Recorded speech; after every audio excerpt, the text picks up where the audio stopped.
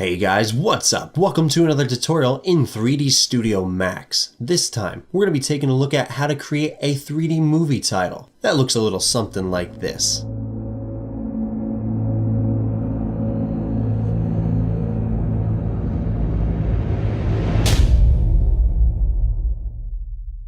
Right, so the first thing we need to do is create the title for our movie. And to do that, we'll need to be in the Create tab under the Shape section.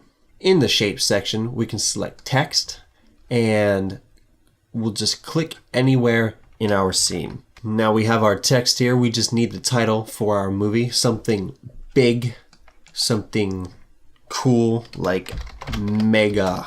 It's a little too short, so let's call it mega. Oh, that's too long now. How about just Omega? That's a cool word. I'm sure there's a movie already called this, but I bet this one's going to do much better in the theaters. How do I know that? Because this is my tutorial and I make the rules. So we have the title for our movie. Let's go ahead and pick a font. Now, there's tons and tons of fonts that you can choose from. I'd recommend avoiding fonts that are very complicated and hard to read like these. Plus, fonts like these will cause problems for you in 3D Studio Max later on when you've converted them to a 3D object and are trying to work with them. So I know you may be tempted to use a font like this for your next horror movie, but let's just stick with something simple for now. So I already know the font I want to use. It's a pretty popular font right now. This looks like the font they use everywhere for the new Catching Fire movie. It's also, I think, been used in Star Trek quite a bit. It's interesting and clean at the same time. Good font. So let's go ahead and just adjust our kerning so our letters are a little closer together. Alright, we don't want them to overlap at all, but we don't want them to be 30 yards away from each other either. So we have the title for our movie and the font we're going to be using. The next step is to make the title three-dimensional. So to do that, we'll need our text selected, and we'll need to be in the Modify tab. Under the Modifier List drop-down, we just want to select Bevel. Simple as that. Now let's turn off Realistic here, because this is just going to cause problems. Okay, if we swing our camera around here, Bevel doesn't look like it's doing anything. But that's because we need to move down to the Bevel values and adjust the height of our letters. Something around there looks good. And we also want to add a little edge to the front face of our text. And that'll just help catch the light a little bit and make our letters not so blocky. So let's go ahead and check the level 2 box. Just raise the height a little bit and lower the outline. And you'll see by doing that, we get this little lip on the edge of our text. And when we render, these new edges just catch the light in a much more interesting way. Good. We have our font ready to go. Let's stand it upright because it'll drive me nuts if we don't. Just 90 degrees, standing upright. Move it to the center.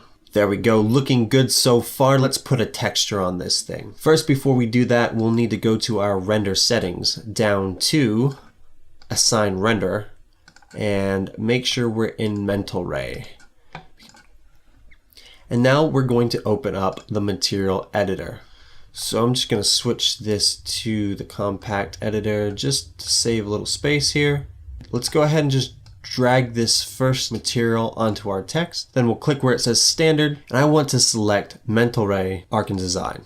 Press OK. And Arc and Design has a lot of good default templates. And since I want this text to be sort of metallic looking, I'm going to drop down the templates. Down to the bottom, it'll say metals, and I'll just select brushed metal. Now when we render our text, you'll see it's got a really nice brushed metal look. And to make sure our texture is being applied to our object properly, I'm going to add a UVW map. So make sure you're in the Modify tab, you have your text selected, and UVW map, and we'll just check box. Good. We've created our movie title, we've textured it, and we're going to move along to making this look good with some lights. Let's make sure we're back in the Create tab and select Lights. So we're not going to want photometric this time. We're going to want standard instead. I'm just going to select MR Area Omni, and I'm going to drop it right behind and a little above our title. Good. Let's adjust a few of the light settings. We'll make sure the light is selected and go to our Modify tab. Yes, the light is on. Yes, we want the shadows to be ray trace shadows. And if we drop down intensity, color, attenuation, I want to change the light decay from none to inverse square. And I'll just change the size until it slightly overlaps our text. So when we render, we'll get these nice backlit highlights on our title. Good. Probably a little bright. We can drop it down. We don't want the light to really blow out too much, but we want it to be bright enough to make some good highlights. All right. So now that light is set up, I'm going to duplicate this same light by holding down Shift on the keyboard and dragging it all the way in front so that it just slightly overlaps our title from the front. So basically the same thing as before. The back one overlaps a little bit from behind and the front one overlaps a little bit from the front. Except this time, since we want our title to be backlit, we don't want this front light to be quite so powerful. So I'm just going to turn the multiplier intensity down to 0.1. Now when we render, the back is still bright and the front has been illuminated a little more. So let's just go ahead, grab our front light again, hold down Shift on the keyboard, duplicate one to the right, and duplicate one to the left. So we'll have these three less intense lights in the front and one much more intense lighter in the back. And when we render, it gives us a nice metallic-y looking title. All right, our lighting's looking pretty good. Let's go ahead and animate our title. Now in our test animation, each letter of our title rotated independently. But as you can see here, if we rotate our title, the whole thing swings around together. That's because technically this title is one big piece right now. So we'll need to separate each letter into an individual part. To do that, we're going to detach each letter.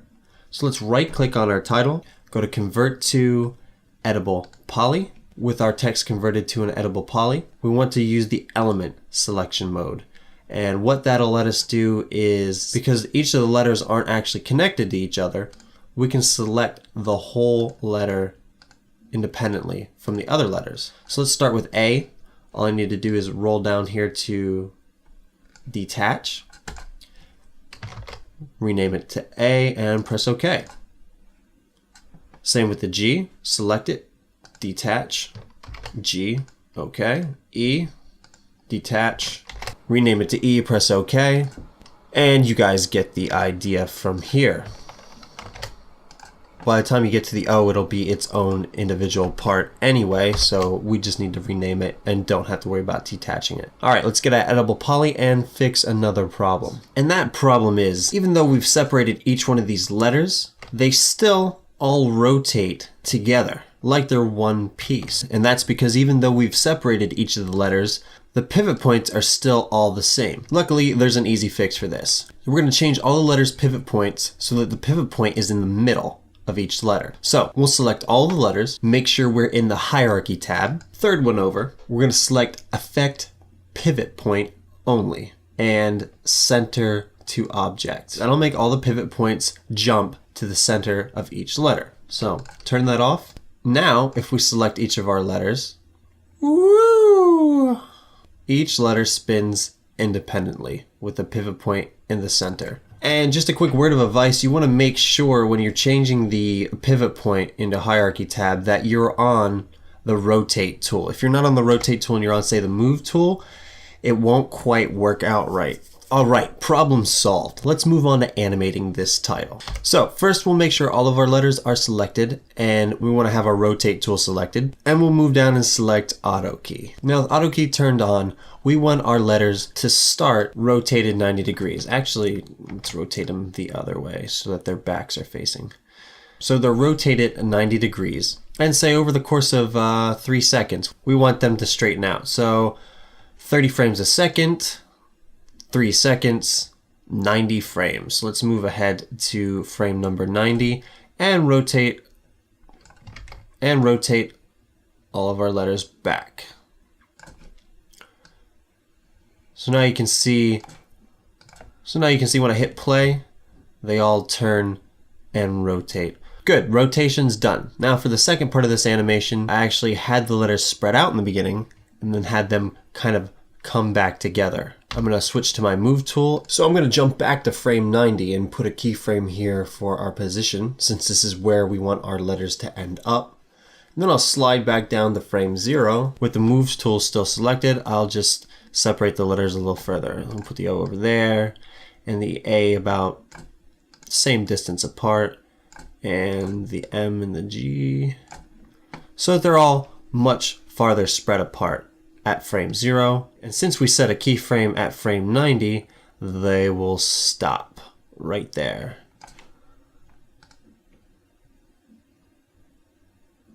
I'm just going to tweak the rotation of the letters here in the beginning so that they are completely straight. And then I can turn auto key off. And this is what we get. All right, the letters animate on nicely. Let's go ahead and create ourselves a camera. So I'm going to hit Control and C on the keyboard to create a new camera. And I don't want to be in the camera view, so I'll hit P on the keyboard to go back to perspective, and there's our newly created camera. And what I'd like to do is, starting at frame 0, I'll have the camera slowly move away from our letters as they form together. So I will turn auto key back on, keyframe for frame 0, and move ahead. Let's see, we want this animation to be about 10 seconds long, so let's open up our time configuration and set the length to 300. 10 seconds at 30 frames a second becomes 300 frames, and we'll press OK. So let's move all the way over towards the end here and move our camera back. And if we press C on the keyboard to jump back into our camera view, we can watch sort of how the animation will look. It actually might be a little too slow, so let's go back in our perspective view and just on the last frame here, move our camera even further back. Turn auto key off, and it looks pretty good. All right, one last thing I want to do before we render this off. I want to create a little highlight that flies by from left to right on the fronts of our letters. And you'll see exactly what that looks like later on when I render this out. So in perspective mode, I'm just going to take one of these lights I've already created and hold shift on the keyboard to duplicate it and bring it forward. I'll bring it up a little higher than the rest. And then in the modify settings for the light, I want to make sure I turn off shadows. Scroll down to advanced effects and turn off diffuse. I just want it to affect the specularity. That way it doesn't mess up the lighting at all. It'll just create this nice little highlight here on the tops of our letters. So good. I'm just going to animate this to fly by starting around here. So I'll turn on auto key, move my light over away from the O. We'll move the time slider from the beginning to the end, then move the light to the other side. Good. So that'll just fly by very slowly. We got an extra frame here we don't need at the beginning. Let's go ahead and delete that. Now I want to show you guys how to render this animation off so you can import it into After Effects and do a little tweaking if you want to. Okay, let's do some rendering. I'm going to open up my render setting tab, and I want to make sure common is selected. First thing you want to change is you want your time output to be from single frame to the active time segment, which is what your entire bar is down here. If you would want to render out just part of this animation, you could set it from like frame 40 to frame 100 if that's what you want to do. But for us, we can just leave it on active time segment. Next up, we want to render this out in HD, so we're going to change the output size to HD video. And we don't need 1920. Let's just do, I'm just going to do 1280 for the sake of the tutorial. Good. Move down a little farther, and we want to make sure these files are saving somewhere. So I'm going to check Save File and open up where I want the output file to save. Just save it to my tutorials, movie title, and I'll just make a new folder in here called title render. And we'll just rename this to title. And we're going to change the format to, I guess that's a little bit off the screen, isn't it there? And we're going to make it a TIFF sequence. TIFF. And when we hit save, it's going to ask us to change our settings. We just want to make sure it's on 8-bit color, not 8-bit grayscale. And we want it to store the alpha channel. No compression and everything else looks good. We're going to press OK. And before I hit the render button, I want to make sure it's rendering out the camera view that we set up earlier and not the perspective view. So I'll hit C on the keyboard to make sure we're in our camera view. And away we go. So if you got a pretty good computer, I'll see you in about 15 to 20 minutes. If you got a bad computer, well, I'll see you next week. Assuming everyone has survived the render, I'm going to go over a quick few things that you can do in After Effects to really make your renders pop. I'm not going to go into too much detail though because time is money and this tutorial has already been long enough. So here in After Effects, I'll just double click in our project window and navigate to the folder we saved our renders to. And I'll just click on the first TIFF here and make sure TIFF sequence is checked. Hit open. And that'll import our renders as an image sequence, which you can use essentially as a video file. So since our images have an alpha, I'm just going to check straight unmatted. That'll just import the alpha channel correctly. And here's our image sequence. So I'll just drop this down here to create a new composition. And looking good. Right here you can really see the light we animated that goes across the front of our title. Just gives it a cool look. So let's create ourselves a new background. I'm going to go to Layer, New, Solid. Color doesn't matter because we're going to add a ramp onto it.